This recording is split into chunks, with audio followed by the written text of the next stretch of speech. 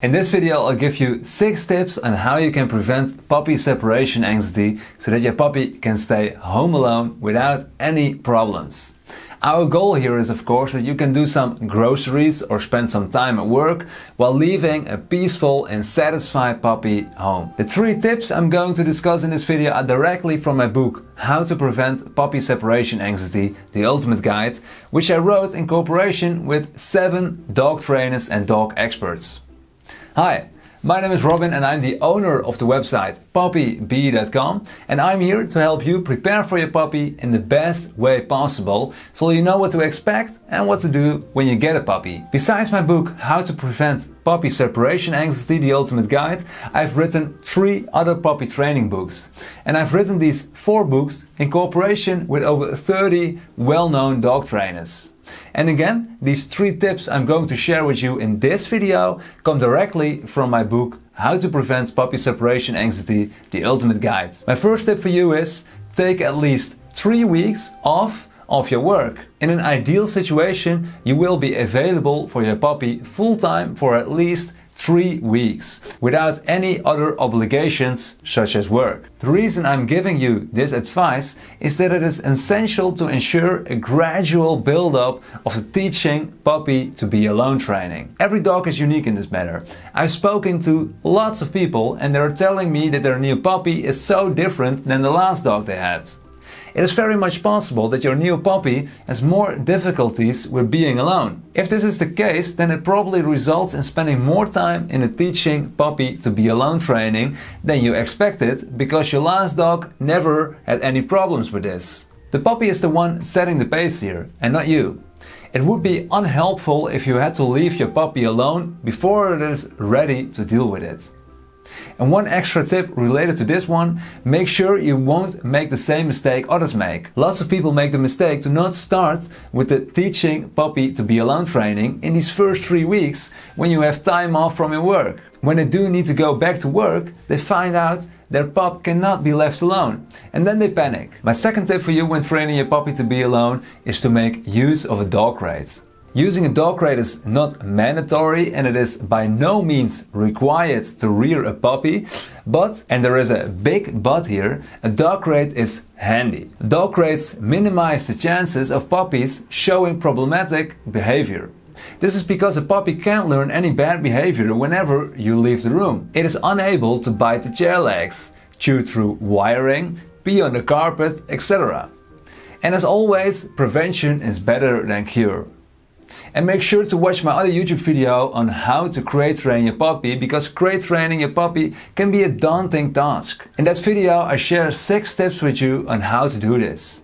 You can find a link to that video in the description below this video. And then we landed on my 3rd tip of this video. My 3rd tip for you is to keep your puppy close those first few nights. This means you're sleeping on the couch, an inflatable bed or a mattress, and your puppy in his dog crate next to you. Or you can also bring the dog crate to your bedroom so your puppy sleeps next to your bed. And some people think a pup must sleep downstairs in the living room by itself. He will get used to it, sooner or later, they say. However, this is not a smart thing to do, because your pup may associate sleeping and the dog crate with something negative. And that is the opposite of what we want to accomplish. We want it to love its dog crate. Also, we want it to have no problems with being alone for a brief time. A better tactic would be to put the dog crate by your bedside. And one often asks me, is this training your puppy to be alone? And my answer is yes, of course. Your puppy is not familiar with the dog crate yet. And furthermore, your puppy hasn't been alone since the moment it was born. From day one it has been surrounded by its siblings, its mother and by people. Taking your puppy away from the only place he knows and from his family will already be difficult for him. You bring him into your home where he does not know the area, and the smell is already a significant change for him. And that's why the advice is to either put the dog crate by your bedside during the first few nights, or to sleep downstairs on a mattress or an inflatable bed next to the dog crate instead. And this allows your puppy to see, hear and smell you without feeling lonely.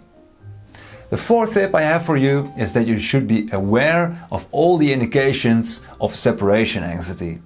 It is essential to be aware of the indications of separation anxiety because recognizing these signals allows you to act as soon as they occur.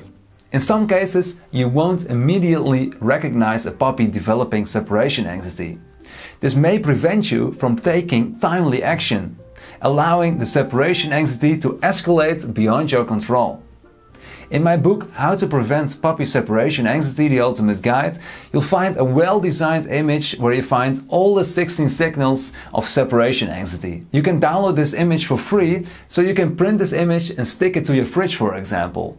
This way, you can always check whether or not your dog is showing one or more signals of separation anxiety.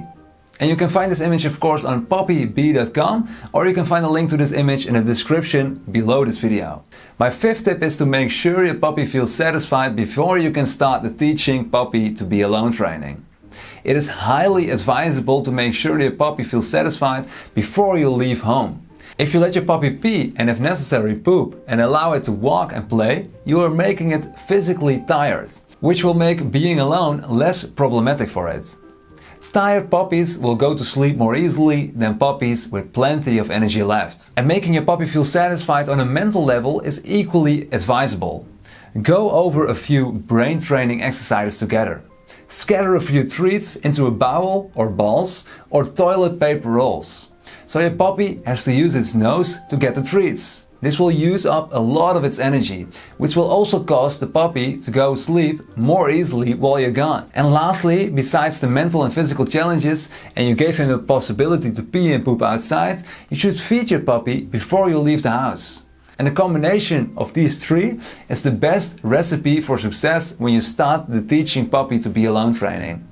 And then last but not least, my sixth tip, download chapter 4.7 of my book, How to Prevent Puppy Separation Anxiety, The Ultimate Guide, for free.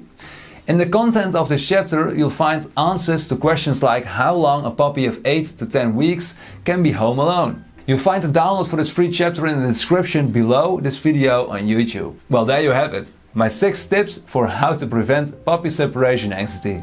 I hope you find at least one tip you didn't know yet, so you can work on that thing. Did you like this video? Please give me a thumbs up so I'll know I need to make more videos like this. Please visit my website puppyb.com for more information about puppy training. Also, please leave a comment below this video and tell me your puppy's age. And if you don't have a puppy yet, please tell me when you expect to bring home your puppy. I wish you all the best with your puppy and make sure to enjoy every moment. Thanks for watching this video and I'll see you next time.